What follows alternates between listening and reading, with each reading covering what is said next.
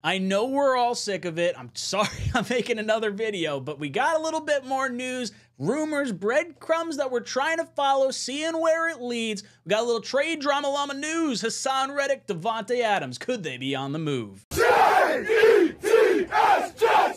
Jets! All right, boys and girls, I'm excited to get into this, but before I do, I want to remind you, myself, Matt, and Greenbean are going to be at the Jets-Broncos game, tailgating with Tailgate Joe in lot E26. If you want to come by, make sure you say hi.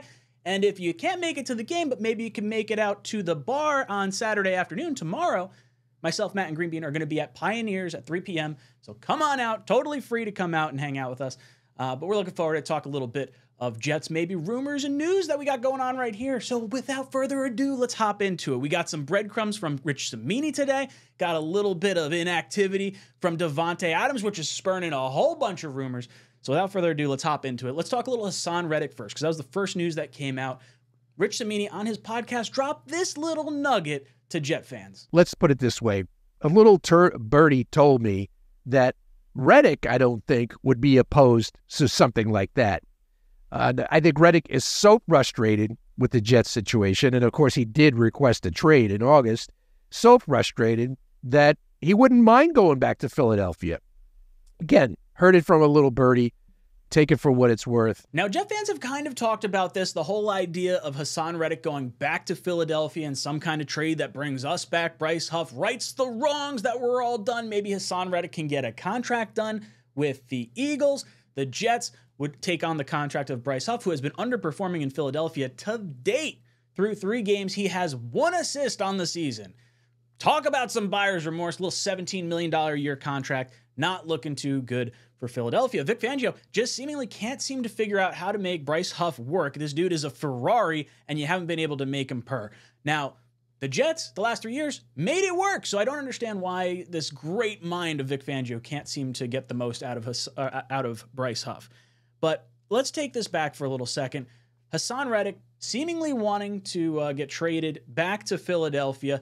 Now, this is a little birdie, as 𝐀𝐿 said. I don't know if this is just hearsay, speculation, things like that, or if it's actually coming from maybe like an agent or someone like super credible. But it doesn't seem to fit the narrative of like either team. Like, one, I'm not sure how much the Jets necessarily would want to. Now, 𝐀𝐿 wasn't talking about trading for Huff back, but this has been the speculation that fans have kind of thrown out there. The idea of possibly getting Huff back, that's a pretty steep contract for someone who's underperforming right now. So I think the contract's the issue for Haason Reddick, not to mention he got a signing bonus from Philadelphia, so it's probably prohibitive for them to try and trade him at this point. And then from the Jets side of things with Haason Reddick, why would we make that trade? Like, he was already disappointed and upset with Philadelphia. They weren't giving him the contract he wanted. I find it less likely that they're going to give him a contract after paying Bryce Huff. It just doesn't seem to add up in my head. Not to mention the Jets are probably pretty dug in at this point. You gave up the 3rd round pick. You're probably not going to get that back. Like, the whole Haason Reddick thing just makes no damn sense to me, because he's just sitting out unguaranteed money. He's costing himself, I think by the end of the season, if he sits out all the games, he would have lost $21 million, which it's not that he's being fined $21 million. It's that he's not getting paid the $800,000 per game check. So he's losing out on that money that he's not going to be able to get back. So that's sort of how to look at it. But if he sits out all these games, he's still got the fines he's going to end up having to pay. So like, it just does not compute to me with what he's trying to do here. Now, with Jermaine Johnson being hurt and the Jets, seemingly needing an edge rusher for these next 2 years, maybe Jermaine Johnson doesn't come back fully 100% at the beginning of next year. I could understand a situation where the Jets would entertain the idea of a 2-year contract. There was a lot of rumors buzzing around yesterday. Haason Reddick's jersey goes up for sale finally on the Jets website. Oh man, something's happening. Apparently it was an employee that just clicked the wrong button, and I guess it's not actually meant to be on sale, or maybe they just wanted tabloids and get people all excited talking about the Jets. Entirely possible. But it doesn't seem like he's all too enthusiastic. From the Jets' perspective, Will McDonald's starting to pop off, and the defense looks pretty stout right now. Like, there's no real reason for the Jets to try and bend and break and make this whole thing work. Now, I guess to tie this into our second story, we talked about Davante Adams the other day and how it would potentially get done in a trade for the New York Jets. Right now, the Jets are minus 200 to land the wide receiver if he's not on the Raiders. His next team, Jets are minus 200. I think I saw on another site was like minus 300 or minus 350. So a lot of people around the league seem to believe that Davante Adams to the Jets just makes a ton of sense because it just does, right? Like there's all these little tweets and rumors and clips of Rodgers and Adams saying different things. But now, after last week, when Antonio Pierce said we had players making business decisions, meaning they're watching out for their futures and not necessarily putting their bodies on the line to try and give it all they can get to get a win against the Carolina Panthers. Last week, you saw Davante Adams sitting on the sideline at halftime, just distraught that they were down by 2 touchdowns to the Panthers. And then after the game, you heard him say like, oh, we're not doing the right things, or, if we keep trying things and it's not the right way to do it, what does it make any sense? We're just wasting our time. It feels like this is just coming to a head with Davante Adams, and he is ultimately going to get moved. I fully believe it. I think it's going to happen at the trade deadline. There's a few teams to keep an eye on. One, I don't think they're going to trade him to the Chiefs. Obviously, the Chiefs are an attractive option because of the Super Bowl readiness, and they could use a wide receiver after losing Brown for the year. But I don't think the Raiders are going to trade him to a division rival. That just seems unlikely. But the Bills and the Ravens are 2 teams to kind of keep an eye on because I think both of them can fit him under the salary cap for this year, provided that they're okay with a 1-year rental. The Jets are probably the team that could attract him if he was willing to renegotiate his contract. Being that we have Aaron Rodgers, we have Nathaniel Hackett, it just seems to make the most sense. We could also take him on as a 1-year rental. If he's traded, it's basically a 1-year, $8 million contract at the trade deadline, just because of the way the guaranteed money works out in the future. He doesn't have any, so you could cut him and not have any issues. Now, I think the Jets are more than likely going to end up with him, and the Jets are just going to be pig rich with wide receiver options and weapons, and we're just going all in for this year. So him being inactive now, sitting out with a hamstring. We didn't hear that Davante Adams had any injury, but now he's inactive due to a hamstring injury. So is this Antonio Pierce saying, hey, this was a business decision for you, maybe not to give it your all during the game? It should be noted Max Crosby's also on the injury list with an ankle.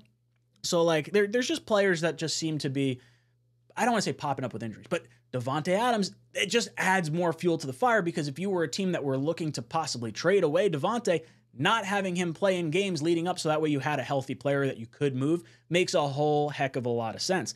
Now, to tie it back into Haason Reddick, should the Jets and the Raiders kind of figure out a Haason Reddick Davante Adams trade? From the Jets fan side of things, like, sure, like the Reddick's not playing for us anyway, why wouldn't we move him away? From the Raiders side of things, they're probably thinking, look, we got a really stout edge rusher in Max Crosby. We're not going to be very good for a while. We would prefer the picks maybe to rebuild our team. And to that, I say that's probably the most likely thing. Like, I don't know if Reddick necessarily makes sense in Las Vegas. The only thing that comes into my mind would be in the event that our offer is similar to the Bills' offer, which is similar to the Ravens' offer, and there needs to be something in there to just make it make a little bit more sense. And maybe Reddick, a prime player potentially for the next 2-3 years, might be enticing enough for the Raiders to have on their roster in conjunction with the picks that would have already been given up by any one of these teams for Davante Adams. Anyway, they're going to have $150 million in salary cap space, and realistically, if you think, can the one team in the NFL attract $150 million worth of talent in one offseason to really make a difference? And the answer is probably no, realistically. But players have all different sorts of reasons why they go places. No state income tax. They could give him a 2 or 3 year contract, and, that does make some sense, but for the Raiders, I'm not necessarily sure it does. Jets have a bunch of mid-round picks that they could use to make it work. If I'm Joe Douglas, I am absolutely keeping my finger on the pulse. I shouldn't be doing it with my thumb because then you have your pulse. You got to take your finger. Remember, health. There's a pulse in your thumb. Got to do it with your fingers. Keep your pulse. Keep your finger on the pulse of the whole Davante Adams situation. For Reddick, I feel like if I'm the Jets, I'm just kind of hoping he shows up the final 6 games of the season to at least not have his contract toll, and then maybe that's enough to be like, all right, it helps us get into the playoffs, maybe allows us to get a win or something like that, and it doesn't really cost us anything. Like salary cap space wise, it's not going to be a whole lot. It would only be 6 games at the tail end of this season, but then maybe Haason Reddick just decides, hey, I've already lost so much money. Basically, if he plays the final 6 games of the season, his money's going to get garnished for all the fines that he's had anyway, and he's not going to get paid anything regardless. So this is just a whole cluster of a situation with Haason Reddick. Davante Adams, though, I really think there's a strong chance of that happening. So, guys, I want to hear from you. What do you think about Haason Reddick? Is there any chance he winds up getting sent back to Philadelphia? Who do you think Rich Sabini's source is? Do we really think this is a possibility? And then Davante Adams being on the injury list, does that not pass the sniff test for you? Let me know in the comment section down below. And as always, go Jets. Jets, Jets, Jets.